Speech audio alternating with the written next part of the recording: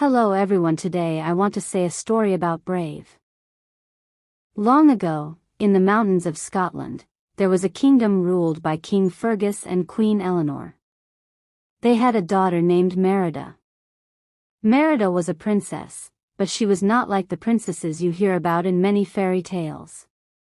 She did not like to sit still, wear fancy dresses all day, or follow every rule. She loved to ride her horse, Angus, through the forest. She loved to climb mountains, shoot arrows with her bow, and feel the wind in her hair. She was wild, free, and very brave. Her parents loved her, but they had different ideas about her future. The queen believed that one day Merida should marry a prince from another clan to keep the peace in the land. But Merida did not want to marry anyone. She wanted to choose her own path in life. One day, the queen told Merida that 3 lords from nearby clans would come, each bringing their sons, so that Merida could choose one of them to marry. Merida was angry. She did not want any of this. She wanted to control her own life.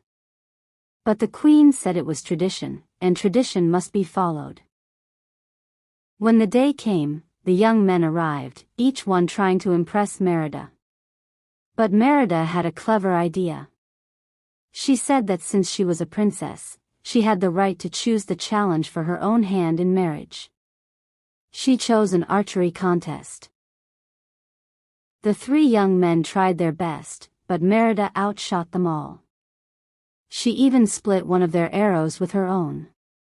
This made the queen very angry. She scolded Merida in front of everyone, and the two had a terrible fight. Words were spoken that hurt both of them deeply, and Merida ran away in tears. While riding Angus through the forest, Merida found strange blue lights floating in the air. They were called will-o'-the-wisps. People said they could lead you to your fate. She followed them, and they took her to a tiny house deep in the woods. Inside lived an old woodcarver. But she was not just a woodcarver, she was also a witch. Merida begged the witch to give her something that could change her mother's mind about the marriage. The witch gave her a small cake and told her to give it to her mother. Excited, Merida rode back home and gave the cake to the queen. But instead of changing her mind, something strange happened. Her mother began to feel ill. She fell to the ground, and before Merida's eyes, she changed into a large brown bear. Merida was shocked and frightened. She didn't know what to do, but she quickly hid her mother from the castle servants because the king hated bears. Long ago, a huge demon bear named Mor'du had taken the king's leg, and since then he had hunted every bear he could find. Merida knew that if her father saw her mother like this, he would try to kill her. Merida and the Bear Queen escaped from the castle and went into the forest. At first, it was very hard for them. The queen was still herself on the inside, but she could not speak. She could only growl, roar, and make gestures. Merida had to learn to understand her, and the queen had to learn to trust Merida. Slowly, as they traveled together, they began to understand each other better. Merida realized that her mother loved her deeply and only wanted the best for her, even if she had been too strict. The queen began to see that Merida was strong, wise, and capable of making her own choices. They visited the witch's hut again, but the witch was gone. She had left a message saying that the spell would be permanent unless they mended the bond torn by pride before the second sunrise.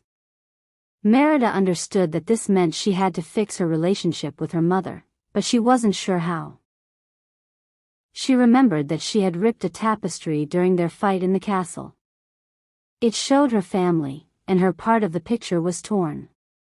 She believed that if she could repair the tapestry and show her love, the spell might break.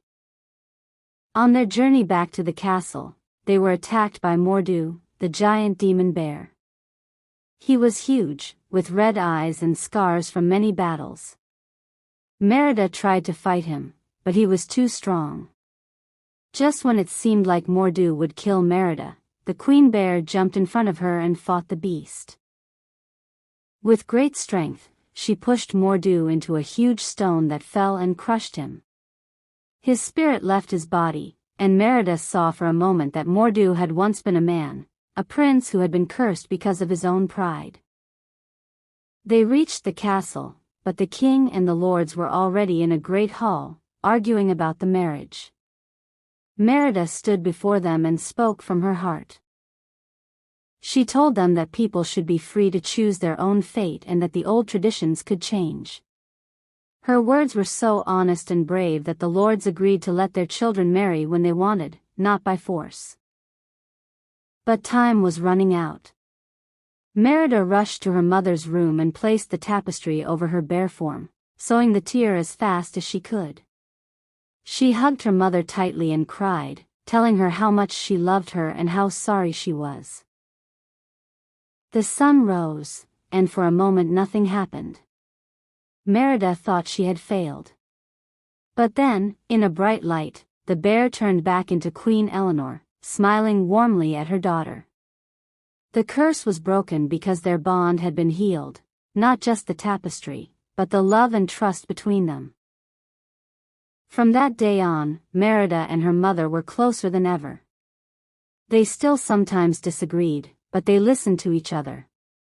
Merida was free to choose her own path, and she continued to ride through the hills, bow in hand, the wind in her hair, brave as ever. The moral of Brave is that true bravery comes from listening, understanding, and mending relationships with love and respect. It teaches that while tradition can be important, everyone should have the freedom to choose their own path, and that pride can be overcome by compassion and forgiveness.